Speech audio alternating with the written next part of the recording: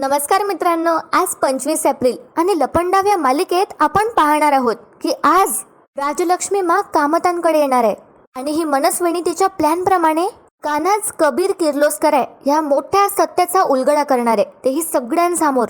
जान्हवी आणि किरण सुद्धा असतात तिथे. आज आपण सखी आणि कान्हा मधली इमोशनल बॉन्डिंग पाहणार आहोत आणि यानंतर कधी पाहायला मिळेल काय माहिती, कारण आता सखी समोर कान्हाचं इतकं मोठं सत्य आल्यावर सखीची परत एकदा कान्हाकडून फसवणूक होणार आहे. मग आता सखी काय निर्णय घेते बघूया येणाऱ्या भागात. पण आजचा भाग सुद्धा मस्त आहे, तर व्हिडिओ शेवटपर्यंत नक्की पहा. आणि जे चॅनलवर नवीन असतील, चॅनलच्या खऱ्या रिव्ह्यूसाठी चॅनलला सबस्क्राईब करा. जे आपले सबस्क्रायबर्स आहेत त्यांनी आपल्या व्हिडिओला लाईक करायला विसरू नका. सुरू करूया आजच्या भागाला.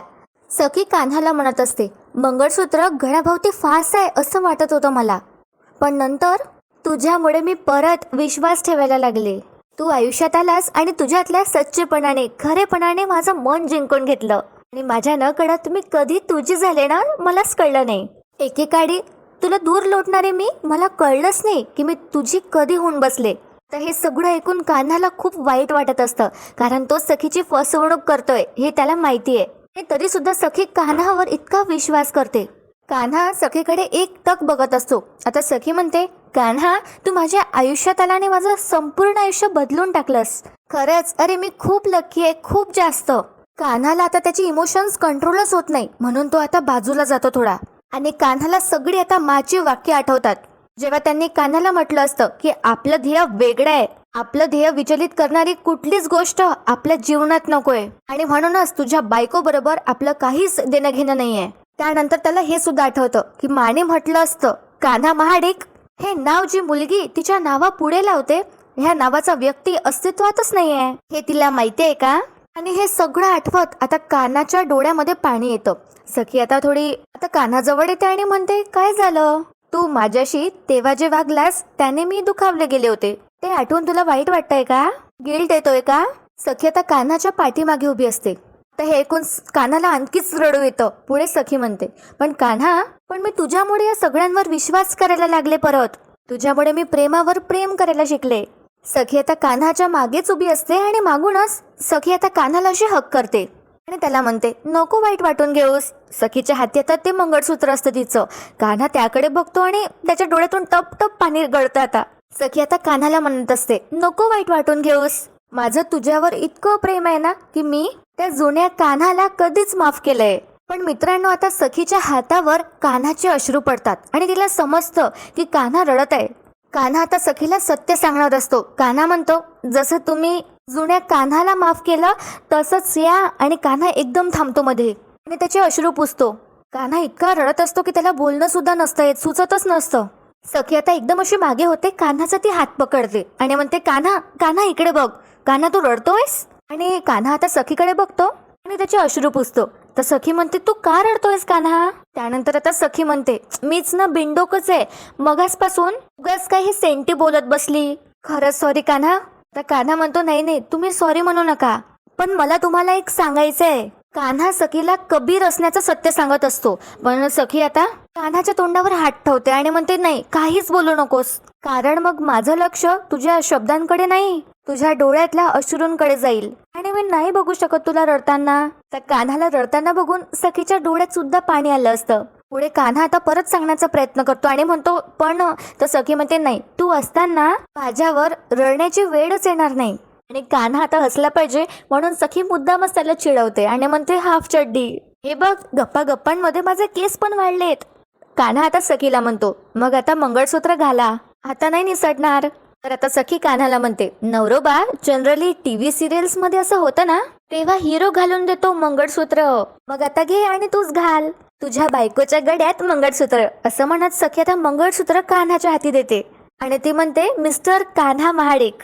कान्हा आता एक क्षण सखीकडे बघतो आणि त्यानंतर तो मंगळसूत्राकडे बघतो सखीच्या.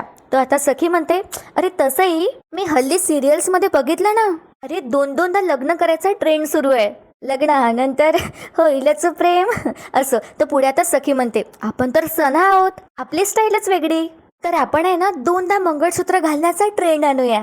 कान्हा आता सखीला म्हणतो, बेबी सरकार, रील आणि रियालिटी दोन्ही वेगळ्या गोष्टी असतात. ते सिनेमा सिरियल मध्ये दाखवतात ना, ते सगळं खरं असतं असं नाहीये. सगळं आभासी आणि काल्पनिक जग असतं, काल्पनिक पात्र असतात. सखी आता परत कान्हाजवळ येते आणि म्हणते, चालतं मला, आणि मला आवडतं काल्पनिक जगात जगायला, स्वप्न बघायला. सखी आता कान्हाचे अश्रू पुसून देते. कान्हाचे डोळे सुद्धा आता रडून रडून असे सुजले असतात. तर सखी कान्हाला म्हणते, माझ्यासोबत तू आहेस ना, माझा 100% खरा अस्सल जोडीदार. मग मला हे जग सुद्धा स्वप्न असल्यासारखं वाटतं. सखी तिचा हात समोर करते, ज्या हातात मंगळसूत्र असतं, आणि कान्हा मंगळसूत्र त्याच्या हाती घेतो आता. आणि मित्रांनो, खूप इमोशनल सीन आहे हा. तर कान्हाचे एक्सप्रेशन्स त्याला खूपच गिल्ट वाटत असतं, ते त्याच्या चेहऱ्यावरून साफ दिसत असतं. आणि त्यामध्ये बॅकग्राऊंड गाणं जीव रंग लावालं. आणि कान्हा सखीला आता मंगळसूत्र तर घालून देतो, पण त्याचे जे म्हणजे अश्रू असतात ना, ते कंट्रोलच होत नाही. म्हणजे सखी आणि कान्हा असे आरशासमोर असतात. तर कान्हा सखीला आरशातनं त्याचे अश्रू दिसू नये म्हणून तिच्या मागे लपत असतो. पण सखीला हे समजतं आणि खूपच इमोशनल सीन आहे मित्रांनो. खरंच म्हणजे माझ्या डोळ्यात सुद्धा थोडंसं पाणी आलं, कारण आपल्याला अशी रियालिटीची जाणीव होते की लवकरच आता सखीला सत्य कळणार आहे आणि त्यानंतर हे दोघं वेगळे होतील. खरं तर सखीची यात काहीच चूक नाहीये, पण तरी तिच्यासोबत इतकं मोठं आपण दुर्घटनाच म्हणू शकतो. असं आता काय होतं, सखी आता कान्हाला इशाऱ्यातच म्हणते की काय रडू नको, स्माइल कर. तर कान्हा सुद्धा आता सखीसाठी स्माइल करतो, त्याची इच्छा नसताना सुद्धा. कान्हाचे डोळे मित्रांनो लिटरली असे लाल झाले असतात आणि रडून रडून असे सुजले असतात. खूप भारी सीन आहे मित्रांनो, मी एक्सप्लेन नाही करू शकत. म्हणजे जितकं मी एक्सप्लेन करणार तितकं कमीच आहे. तुम्ही टीव्हीवर जर झालं तर नक्की पहा आजचा भाग. इकडे आता सीन शिफ्ट होतो. ही जी मनस्विनी आहे ही आता खाली हॉलमध्ये उभी असते आणि ती एकटीच असते तिथे. ती फोटो फ्रेमकडे बघत असते, ज्यामध्ये सखी, कान्हा आणि तिची आई, खरी आई तेजस्विनी कामात असते. त्या फोटोकडे बघत ही मनस्विनी म्हणते, आधी तेजस्विनी, आज कान्हा आणि उद्या सखी. भूतकाळ, वर्तमान काळ आणि भविष्य काळ, या तिघांचंही आयुष्य माझ्या मुठीत आहे. या तिघांनाही मी या जगातून आणि या घरातून मी कायमची हद्द पार करणार आहे. मग या भिंतीवर पुन्हा या सरकारचा फोटो असेन, सरकारचा रुबाब असेन आणि परत या घरात सरकारची भीती असेन. पुढे आता ही मनस्विनी तिचे हात वगैरे असे मागे ठेवते आणि म्हणते, तसंही आजच्या तमाशाची मी आतुरतेने वाट बघत आहे आणि अजून एका पाहुण्याची सुद्धा आतुरतेने मी वाट बघत आहे. ती म्हणजे राजलक्ष्मी किर्लोस्कर. आणि तितक्यात मागून एक आवाज येतो, मिसेस तेजस्विनी कामत असा. आणि मनस्विनीच्या एकदम लक्षात येतं की राजलक्ष्मी मा तिथे आल्यात. आणि मनस्विनी आता परत ऍक्टिंग करायला सुरुवात करते, असं दाखवते की ती तेजस्विनी आहे आणि तिला मा बद्दल माहितीच नाही इतकं. तर ही मनस्विनी अशी मागे वळून बघते राजलक्ष्मी माकडे आणि तिला सगळं फ्लॅशबॅक आठवतं. होळीचा तो सण, जेव्हा तिने एकदम विचित्र पद्धतीने मला कलर लावला होता, ते तिला आठवतं. पण आता ही असं प्रिटेंड करते की तिला माहितीच नाही आहे माबद्दल. तिथे आता मीनाक्षी सुद्धा असते. तर ही मनस्विनी अशी चालत येते समोर माजवळ आणि मुद्दामच मीनाक्षीला विचारते, वहिनी ह्या कोण आहे? तर आता मीनाक्षी सांगते, ह्या राजलक्ष्मी किर्लोस्कर. ही मनस्विनी आता म्हणते, अगं बाई पायाच पडते मी. आणि ही मनस्विनी खाली झुकते आता आणि मनात म्हणते, आता मी पाया पडतीये पण काही वेळातच तुमच्या पायाखालची जमीन तरकणार आहे. मनस्विनी पाया पडून झाल्यावर अशी उठते. तर आता मा म्हणतात या मनस्विनीला, तुमच्यावरचे संस्कार बघून मला तर प्रश्न पडलाय, मनस्विनी तुमचीच बहीण होती ना? तर आता ही मनस्विनी म्हणते, दुर्दैवाने हो. काय ना, संस्कार करताना संस्कार करणारा भेदभाव नाही करत, पण संस्कार घेणारा कुठल्या पद्धतीने संस्कार घेतो त्यावर सगळं ठरतं. असू द्या, तुम्ही या ना, बसा, असं ती राजलक्ष्मी मला म्हणते. तितक्यात आता सगळे जण तिथे जमा होतात, घरचे एक एक करून. सखी आणि कान्हा सुद्धा आता खाली येतात. सखी आता आल्याबरोबर पाया पडते माच्या आणि म्हणते, आजी कशा आहात तुम्ही? मा म्हणतात, मी मस्त, छान. मा आता सुखासुखच रिस्पॉन्स देतात सखीला. सखी म्हणते, आणि तुमची शुगर कशी आहे? मा म्हणतात, तुला लक्षात आहे? सखी म्हणते, हो, तिळगुळाची आठवण विसरली नाहीये मी. आणि मला मकर संक्रांतीचा तो दिवस आठवतो, जेव्हा सखीने गुळाचा लाडू बनवला होता आणि मला जबरदस्ती चारला होता. तो क्षण आता मला आठवते.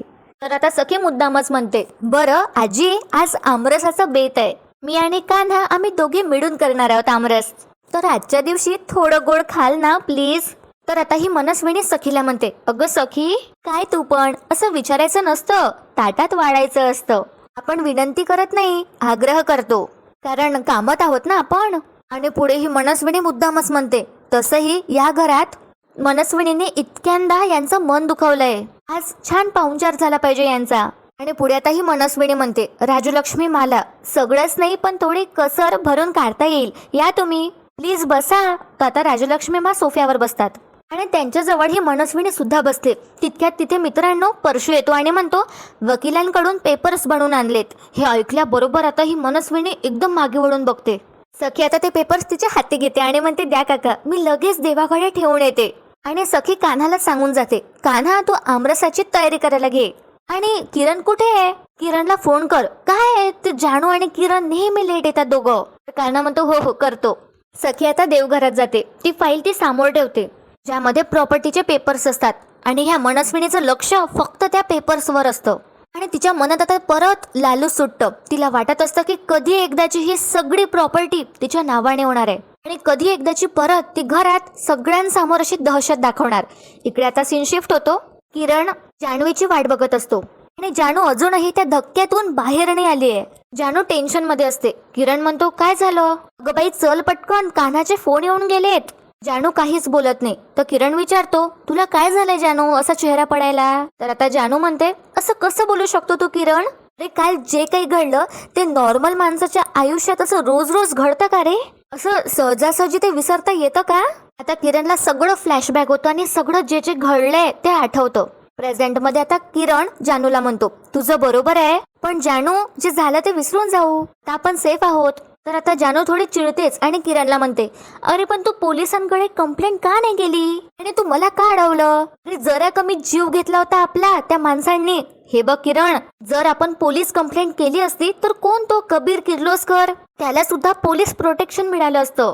आणि तो जो कोण माणूस होता किडनॅप करणारा, त्याला सुद्धा पोलिसांनी शोधून काढलं असतं.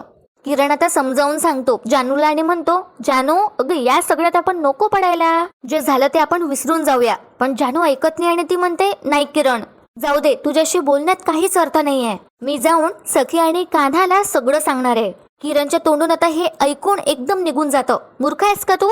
आता किरणला इन्स्टंट रिअलाइज होतं आणि किरण म्हणतो, सॉरी सॉरी जानू, मला फक्त इतकंच म्हणायचं होतं की त्या दोघांना या सगळ्यात नको ओढायला. आता कुठे सखीची आई, खरी आई परत आली आहे, त्यांना जरा आनंदात राहू दे. आणि हे बघ, योग्य वेळ आली की आपण पोलीस कंप्लेंट करूया. जानू म्हणते, नक्की ना? किरण म्हणतो, हो नक्कीच. आता किरण कसा तरी समजावतो जानूला आणि म्हणतो, आता बस बाईकवर आणि तोपर्यंत सखीला काहीच सांगू नको हे मी रिक्वेस्ट करतो. आता त्यावर ही जी जानू आहे ती विचार करत असते. इकडे आता सीन शिफ्ट होतो. सखी आणि कान्हा आता आमरस बनवत असतात. सखी आता कान्हाला आमरस बनवायला शिकवत असते. दोघेही खूप आनंदी असतात आणि मा किचनच्या अशा बाहेर उभ्या असतात आणि ह्या दोघांनाही बघत असतात. पण सखी कान्हाला हे माहिती नसतं. मा लपूनच बघत असतात. कान्हा खूपच खुश असतो सखी बरोबर. आता मा हे सगळं बघतात. माझ्या हे लक्षात येतं की कान्हा सखी बरोबर असताना किती खुश असतो. होपसो मित्रांनो आता माच्या हे लक्षात यावं आणि मानेच कान्हा आणि सखीला परत एकदा एकत्र आणावं. तर बघा मित्रांनो काय होतं, कान्हाचे हात आता आमरस करताना असे थोडे भरले असतात. तर सखी काय करते, सखी कान्हाच्या हातचं हळकुंड सोडते. कान्हा आता सखीला असा म्हणजे इशाऱ्याने सांगतो की आठवतंय ना हळकुंड?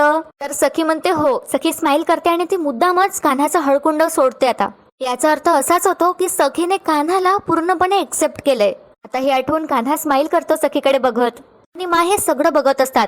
आणि मला हे दोघं खुश आहे हे पटत नाही वाटतं. मा पटकनच तिथून निघून जातात आणि त्यांच्या चेहऱ्यावर सुद्धा अशी काही खुशी वगैरे दिसत नाही. असो तर आता बॅकग्राऊंड म्युझिक सुद्धा सुरू असतं आणि कान्हा आणि सखीचं आमरस बनवणं सुद्धा सुरू असतं. थोड्याच वेळात आता आमरस रेडी होतं आणि कान्हा एक चम्मच घेतो आता आणि सखीला आमरस टेस्ट करवतो आणि दोघांचंही छान इशाऱ्यातच सुरू असतं. सखी म्हणते, खूप छान झालंय, ऑसम. आणि कान्हा इशाऱ्यातच म्हणतो थँक्यू. आणि नंतर दोघेही आता एकमेकांकडे बघतात आणि खूपच आनंदी असतात. पण लवकरच यांच्या नात्याला मनस्विनीची काळी नजर लागणार आहे. असो इथे आता सीन शिफ्ट होतो आणि ही मनस्विनी मला म्हणत असते, त्याचं काय आहे ना, कामत ग्रुपमध्ये आणि तुमच्या किर्लोस्कर कंपनीमध्ये जे काही आधी झालंय ना, त्यामुळे तुम्ही कामत कंपनीचा कुठलाही राग मनात बाळगू नये म्हणून मुद्दाम तुम्हाला आज बोलावून घेतलं. तर मा म्हणतात, नाही नाही माझा राग नाहीये. त्यावर ही मनस्विनी म्हणते, अरे तो तुमच्या मनाचा मोठेपणाच आहे. आणि गौतमकडे बघत ही मनस्विनी म्हणते, पण भाऊजी मला यांचं खूप कौतुक वाटतं खरंच. आणि बघा मित्रांनो, ही मनस्विनी मुद्दामच म्हणते मला आणि म्हणते, या वयात सुद्धा तुम्ही किर्लोस्कर कन्स्ट्रक्शन कंपनी एकट्याने चालवतायत? तुम्हाला कोणी मुलगा किंवा नातू नाही आहे का? काय हो? तर मला आता एकदमच त्यांच्या मुलाचा देवदत्ताचा खून आठवतो आणि कबीरच्या आणि त्याच्या आईच्या वेदना आठवतात. आणि मा आता मनस्विनीकडे बघू लागतात. आणि मित्रांनो, आजचा भाग इथेच संपतो आणि उद्याच्या भागात होणार आहे खूप मोठा धमाका. कानाच्या हाती आता फोन लागणार आहे त्या भरत भालेरावचा, जो रिपेअर होऊन आता आला असतो शॉपमधून. आणि कान्हाला आता सत्य समजतं की घरात जी बाई आहे तीच सरकार आहे. सह्या करायच्या आधीच कान्हा धावतच येतो आणि सखीला सत्य सांगतो. पण ही मनस्विनी आता पलटवार करते आणि खूप मोठा बॉम्ब फोडते आणि सगळ्यांसमोर ती सखीला सांगते की हा कान्हा नाही तर कबीर किर्लोस्कर आहे आणि हा त्याचा पुरावा. आणि जेव्हा कान्हाने सगळी प्रॉपर्टी त्याच्या नावावर करून घेतली होती, जी सखीच्या नावावर होती, ते पेपर सुद्धा ही मनस्विनी समोर करते. आता हे पेपर्स तिला कुठून मिळाले काय माहिती, ते आपल्याला सगळं उद्याच्या भागात कळेल. पण मित्रांनो, आता काय होईल? सखी कान्हाला एक्सेप्ट करणार का? एकीकडे आजचा भाग आणि दुसरीकडे उद्याची रियालिटी. बघूया मित्रांनो काय होतं ते. तुम्हाला आजचा भाग कसा वाटला कमेंट करून नक्की तुमची मतं कळवा. व्हिडिओला लाईक करा. चॅनलला सबस्क्राईब नसेल केलं तर धमाकेदार एपिसोड्स येणार आहे, चॅनलला पटकन सबस्क्राईब करा. व्हिडिओ शेवटपर्यंत पाहण्यासाठी खूप खूप धन्यवाद.